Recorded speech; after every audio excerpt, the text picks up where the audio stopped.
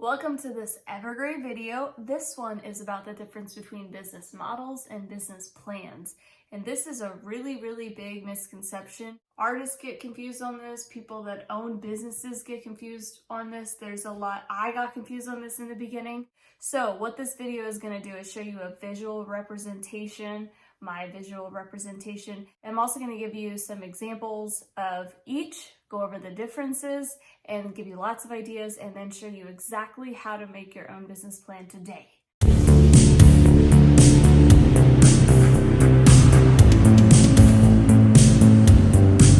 So let's get started.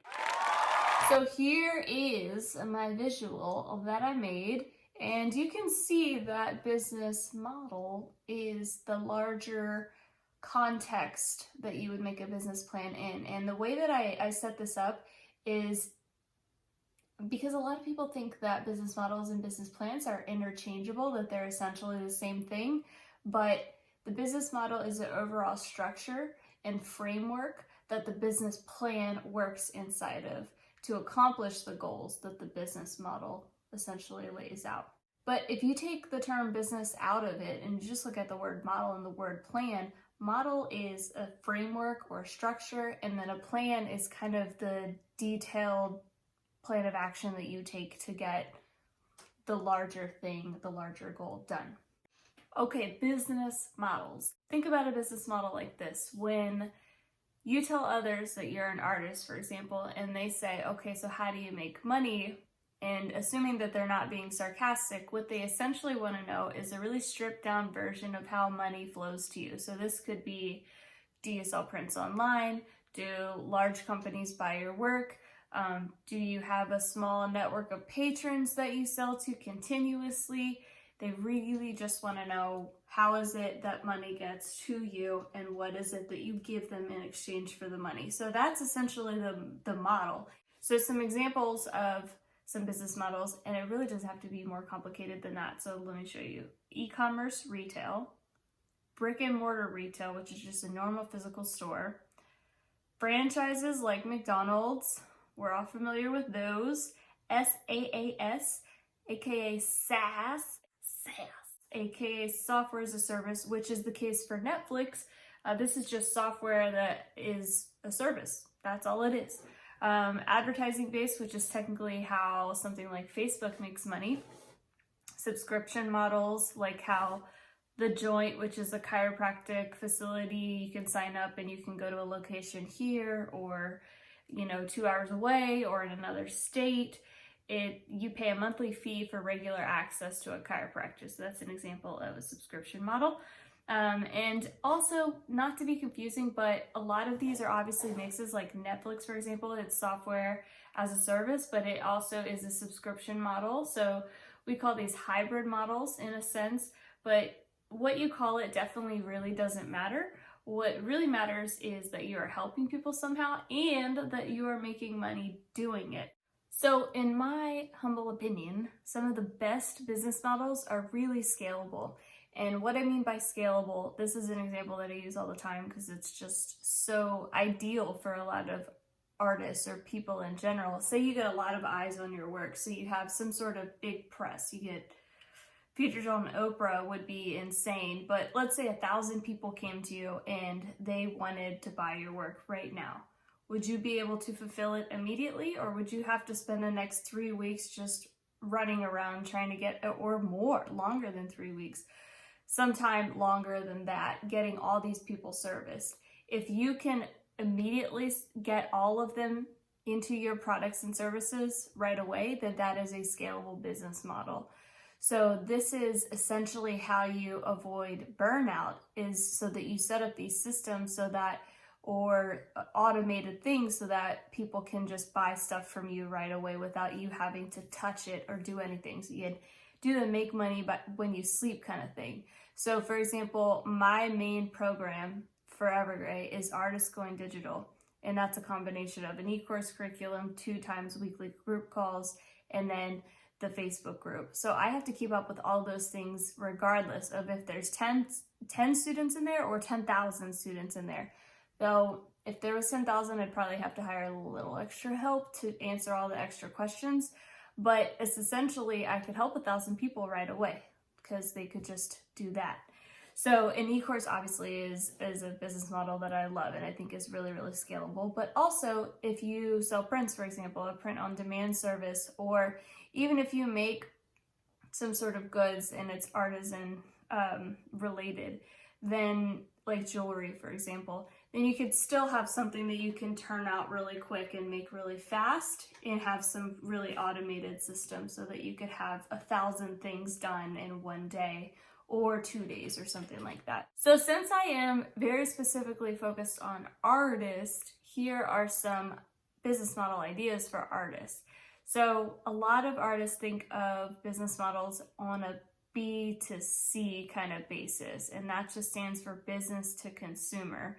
And there's actually not as much room usually in a client's budget when you're thinking on a B to C level. What you want to do is consider a B2B business model, and that's business to business. So when you start offering, think about how you can help. Basically, a business is trying to do two things, right? They're trying to help their customer base in some sort of way, or promote their products and services, or they want to educate their employees better. So if you consider a B2B business model, it could be something like teaching creativity workshops to a big marketing department, or selling some of your work, getting a contract for a bunch of locations for a hotel or a restaurant, and you just produce work for each location. It could be custom or just the same thing. So these are different B2B models. So as long as you're considering how you can help their audience and promote their products and or train their employees better, then that's actually usually a really, really great way to consider moving into that space. If you consider how you can help big businesses over single individuals, you'll be able to affect a lot more people, and the client usually has a much larger budget. So you could go from being able to sell one piece if you're in a B2C model, or you could try to get a contract for multiple locations. And by the way, that does not make you a sellout. That makes you smart. I mean, you can be smart in other ways too. But other business models are just not always scalable. But if you're really passionate about it and it makes you happy, this is a great business model to have as well. So for example, someone who makes really, really beautiful custom pottery obviously can't outsource the creation process. They can't hire a print-on-demand service. This is something that they have to spend time making custom pieces, and that's part of their jam. So if you are going to be doing this, and this is also what you're happy doing, then stick to that, but then also have some other sort of business model that's very scalable as well. If you want to shift your business model to something more scalable, it could just mean that instead of teaching in-person workshops, you're doing webinars online. So that could also be a way that you shift. I actually recommend one-on-one consulting in the beginning because you do get burnout after a while. Here's a little Instagram story that I did about it. So I actually do recommend freelancing in the beginning of starting your business because you don't have to build all this, spend all this upfront time building something that you're not even totally sure will work. Just go ahead and right away get cash flow going, get experience with clients, build a referral base, understand all of their common problems and solutions that you've tried that work, and then you package that up into some sort of group-oriented program eventually to get you away from one-on-one work. But in the beginning, freelancing is great. I just don't long-term think, me personally, could have sustained that for a long time because you just get burnt out. Cool. Okay, business plans. So I actually made a whole video about this. You can watch it in one of these corners. And a lot of people overcomplicate this, probably because we're used to seeing how your business plan needs to be this 10-page proposal in order to secure funding. That is typically what investors are going to be looking for. But if you're not quite there yet, most of us are not, or they don't necessarily need investors. If you're in my case, I just don't want to give up any equity. But if you're not looking for investors just yet, then it is okay to super simplify this down. So what a good business plan does, it's essentially all of the important elements that are going to power your business model. So this is subjective. This is depending on who you ask, but I actually made a visual business plan template that you can get in the link in the description. So these are the most important parts of a business plan in my humble opinion. They are mission statement, and this is really what keeps you focused and helps you avoid shiny object syndrome. And value proposition, product and service description, competitor descriptions, a marketing plan, a SWOT analysis and vision/long-term goals. And a SWOT analysis, in case you're not really familiar with that, is just strengths, weaknesses, opportunities, and threats. So yeah, if you're trying to secure funding with investors, they're going to want a lot more info than just a one-page visual business plan. But if this is just a solid plan for your business that you need to reference to keep you focused, then this is essentially all you need. One page where you talk about these things. And you can put them in pretty little colored boxes if that's your thing. I always thought it was crazy to do this huge 10-page, 20-page long business plan when you don't even know if any of those ideas are going to work. It's just kind of silly, because if you are super familiar with entrepreneurship, you know that a lot of things that you set out to do just don't work, and then you have to go back and rework it, especially stuff like the marketing plan. It depends on a lot of different moving parts and factors and where the market is right now and what platforms you're using. So what makes more sense to me is to just put together an idea of how you want to make money, the types of products and services you want to offer, and then just fill out that simple business plan template, or just cover some of those important nuts and bolts, and then just get to work to try to get it working. Before your business model is fully working, then you don't really know what's gonna work. So why spend 10 pages on it, you know? If you've tested this all out and you have a business model and you have a business plan for how you're gonna do that model, and it's working, honestly, and you're happy with the workflow, there's not really much of a need to revisit this stuff. You're really good to go for a while.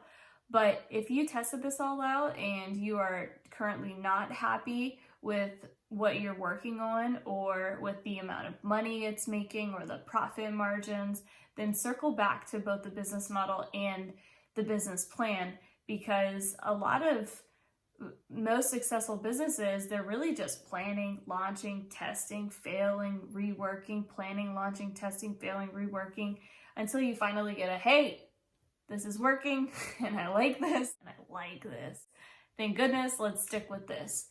Then you're good to go. So download the visual business plan template if you need a business plan template. And for business models, if you already have one that you're happy with, then amazing. If you don't, or you find yourself burnt out, which is really common with a lot of business owners, small business owners in particular, and artists, then you might want to revisit business models to add in or switch to a more scalable business model that will really help you get out of that burnt out place. I know that's something that a lot of people have done during COVID, is to take something like in-person workshops online to webinars. So this is definitely something that, even though COVID, knock on wood, it's going to end one day, we're still moving in the direction of scalability. And that's also really how I have achieved any sort of peace of mind at all. So if this helped you out at all, it really helps me out if you subscribe to this channel that I'm trying to grow. And if you need any help about any of this or any clarification, put it in the comments below and I will likely get to you pretty quickly on that. So have a really lovely day, and that's all I got. That's all. I hope that here's a visual for business plans, business models. So